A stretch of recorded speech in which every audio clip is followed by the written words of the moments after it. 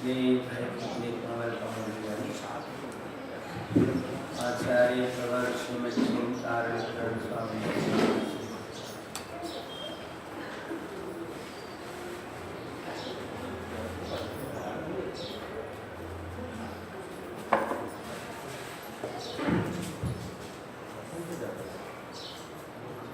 कल हम लोगों ने 40वें पूजा का वाचन किया था।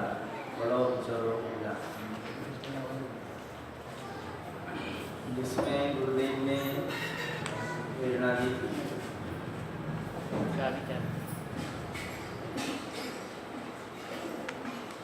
चारित्र की प्रगटता हो ऐसा बीज डालो।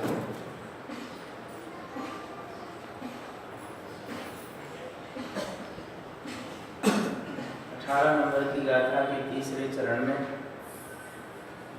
सहयारण सहयोग घनो विचारो एक पंक्ति भी आई थी।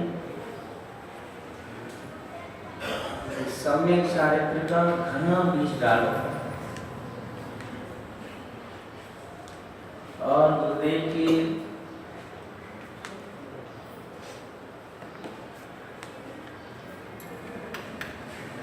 भावना कहिए, भाषा कहिए, उपदेश कहिए, उसके तहत उनका सम्यक चारित्र का अर्थ है प्रथम भूमिका में स्वभाव की सूरत स्मरण रहना,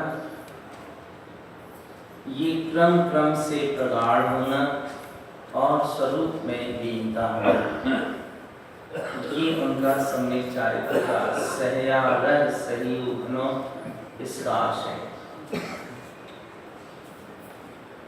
सम्यक चारित्र के बल से विलयंतु तीनों प्रकार के कर्म विलय को प्राप्त होते हैं। ऐसा हमने 18 नंबर की गाथा में देखा है।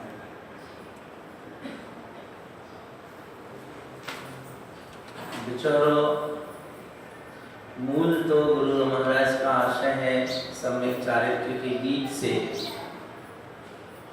फिर अभिप्राय में विशेष बल लगाना, विशेष जोर लगाना अपने आप में रहने का, और विचारो एक फल भी होता है जो बहुत स्वादिष्ट होता है।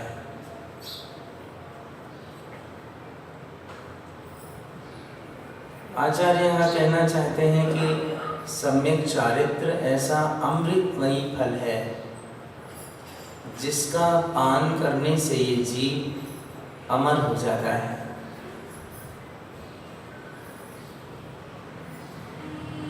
सम्यक दर्शन ज्ञान पूर्वक सम्यक चारित्र होता है। आगम के अनुसार सम्यक चारित्र के दो भेद हैं, व्यवहार सम्यक चारित्र और निश्चय सम्यक चारित्र। असुहादो विनिवृत्ति सुहे प्रवृत्ति चारित्रम।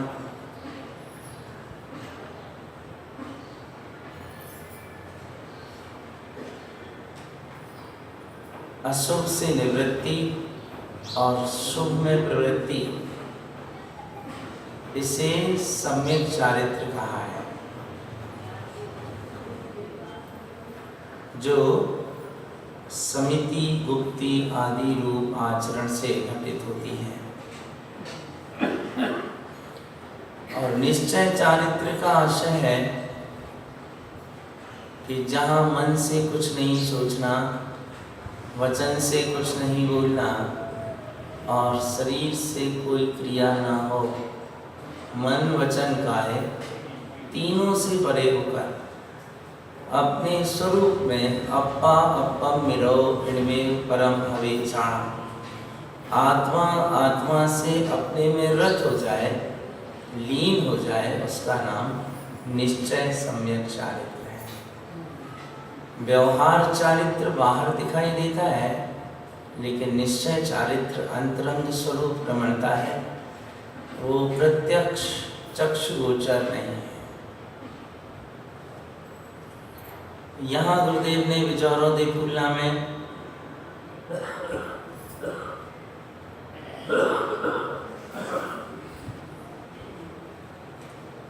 अपनी विशेष रूप से संभाल करने का पुरुषार्थ किया है।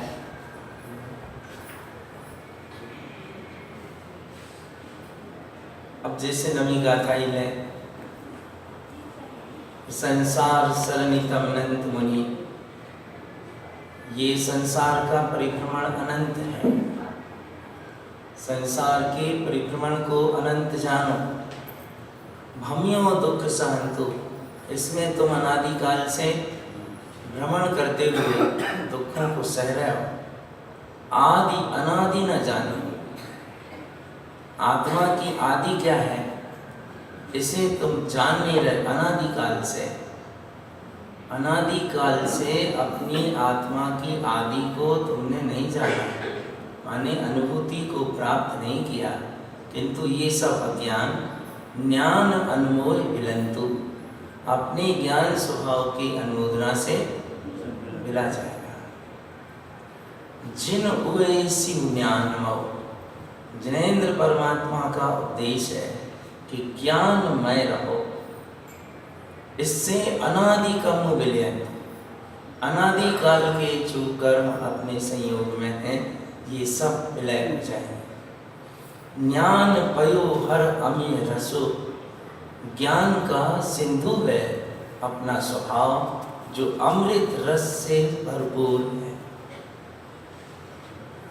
ऐसे ज्ञान के सिंधु में अमृत रस में निमग्न हो, अनंत कर्म विलयन्तु, इससे अनंत कर्म मिला जाए। ज्ञान विज्ञान मुनि, ज्ञान विज्ञान का वर्णन करो, वीतरागी साधु पद से ही काम बनेगा, इससे जनरंजन राग मिलाएगा। जन सहाव न तुझे, लोग जैसा कहते हैं वैसा फिर ज्ञानी नहीं कहता, अज्ञानी वैसा कहता है जैसा लोग कहते हैं, और ज्ञानी वैसा कहता है जैसा जिनेन्द्र कहते हैं। सज्ञान राग, ज्ञान सहित होने से ये राग विलय को प्राप्त होता है। ऐसी कितनी ही प्रेरणाएं गुरुदेव ने इसमें दी हैं। 12वीं गाथा में जनरंजन राग पर पर्याय का विलय, 13वीं में मनरंजन धारा, अज्ञान में व्रत तप क्रिया, 14 में दर्शन मोहन, 15 में राग दोष कारव, ये सब विलय होते हैं। 16 में ज्ञान आवरण अंतराय, 17 में शंका शल्य का विलय, भय का विनाश, 18 में सम्यक चारित्र का घना बीजारोपण, 19वीं गाथा में जान सम्यक ज्ञान मना परे ज्ञान की प्राप्ति रूप उत्पत्ति, और 20वीं गाथा में केवल ज्ञान और सिद्धि संपत्ति। इस तरह से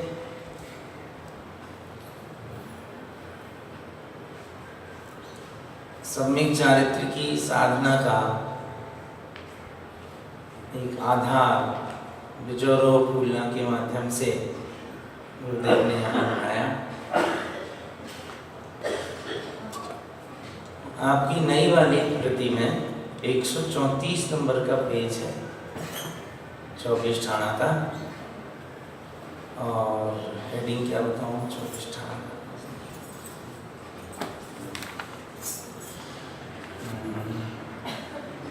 बाकी की प्रतियों में 24 ठाणा जो शुरू हो रहा है प्रथम अध्याय, उससे लगभग 4 पेज बीच वाली जो प्रति रखी, अगर आप देखना चाहें तो 12 गाथा मंगलाचरण की, इसके बाद प्रथम अध्याय जहाँ से प्रारंभ हुआ है उससे लगभग 4 पेज आगे।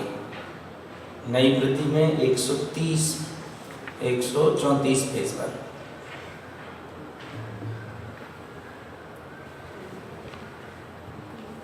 एक हेडिंग दिया है, किंच विशेष किंच ससंग सत सत्रह इत्यादि। मिल गया? हेडिंग ढूंढिए पुरानी वाली प्रतियों में, किंच विशेष, जहाँ गाथाएं लिखी हैं, गाथाओं से लगभग 4 पेज आगे, जहाँ गाथाएं समाप्त हो रही हैं उससे करीब 4 पेज आगे, ये देखिए गाथाओं के बाद है प्रथम अध्याय जहाँ लिखा है उसके लगभग 4 पेज आगे एक हेडिंग है किंच विशेष किंच ससंग सत सत्र इत्यादि। मिल रहा है? मिल गया? हाँ, आगे पीछे आप बाजू वालों को जरा नंबर बता दो, नहीं मिलता होगा। हाँ, 108 पेज पर है पुरानी वाली प्रतियों, 108। चलिए, हम कहना ये चाह रहे थे, ये जो पैराग्राफ है ये इन फूलाओं में कई बार आया है और आगे भी आएगा।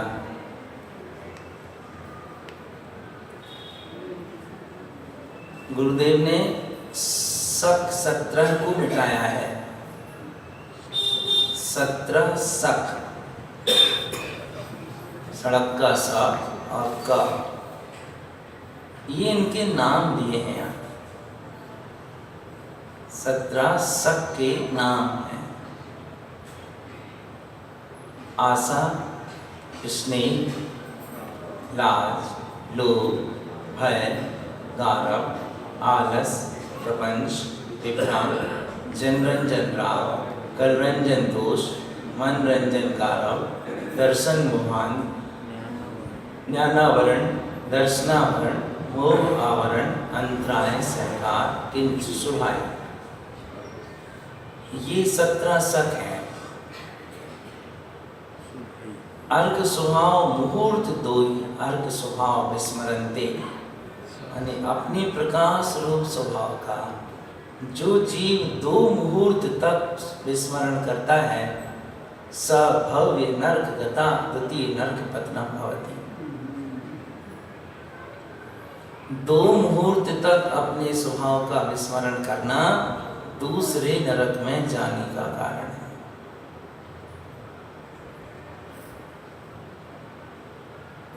लिखा है आप अपनी तरफ से आपके सामने 2 मुहूर्त तक स्वभाव का विस्मरण किया तो नरक में जाना पड़ेगा। कौन से? दूसरे।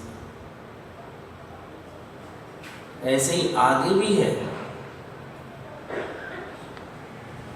ये इसी के आगे लिखा है अर्घस्य अर्घ स्वभाव वाले में, दर्शन मोहन विशेषम पर जाओ अर्घ मुहूर्त 4 न दिष्टन्ति विस्मरणम भवति तदि नरक चौथे पतनम करो। 4 मुहूर्त को विस्मरण किया तो चौथे नरक में जाना, 2 मुहूर्त को विस्मरण किया तो दूसरे नरक में जाना।